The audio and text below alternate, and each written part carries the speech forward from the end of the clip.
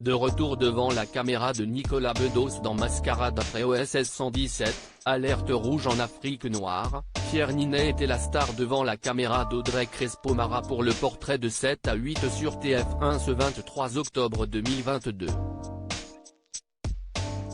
La journaliste a interrogé l'acteur de 33 ans, ancien sociétaire de la comédie française à l'ascension fulgurante.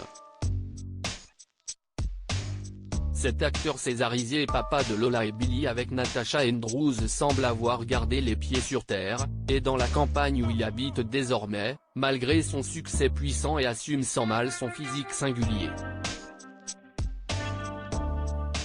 Né dans les Hauts-de-Seine, en Île-de-France, d'un père professeur de cinéma documentaire à l'École normale supérieure et à la FEMIS et d'une mère professeure d'arts plastiques et autrice de manuels de loisirs créatifs, il est l'enfant du milieu, avec un sœur aîné et une cadette. Francilien, il possède également des origines plus lointaines par sa grand-mère qui vient du Caire et qui a transmis à son père un profil égyptien. Proche de sa famille et de ses parents qui lui ont donné une solide éducation, il partage avec eux aussi ce nez si dessiné, surtout de son père.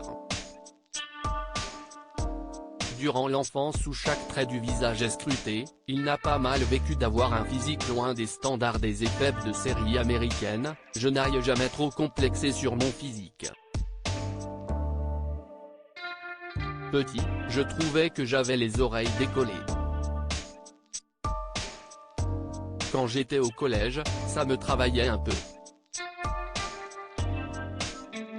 Mais ça ne m'a jamais freiné.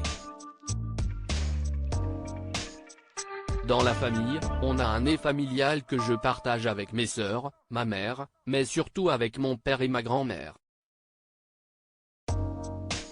On était atterrés. Son visage et son talent lui ont permis d'accéder aux places les plus prisées du cinéma français. À tel point qu'il est parfois mis en avant, contre son gré. En effet, il a fait la une polémique du magazine spécialisé Le Film Français, posant avec ses pairs, uniquement des hommes avec le sous-titre Reconquête. Je suis totalement d'accord avec ce qui a été dit. La nullité de cette une était aberrante, a confié Pierre Niney sur France Inter dans l'émission Totémique. Il s'est dit atterré, précisant qu'aucune des personnalités qui posent ne savait qu'elle allait être présentée comme de tels étendards du cinéma français.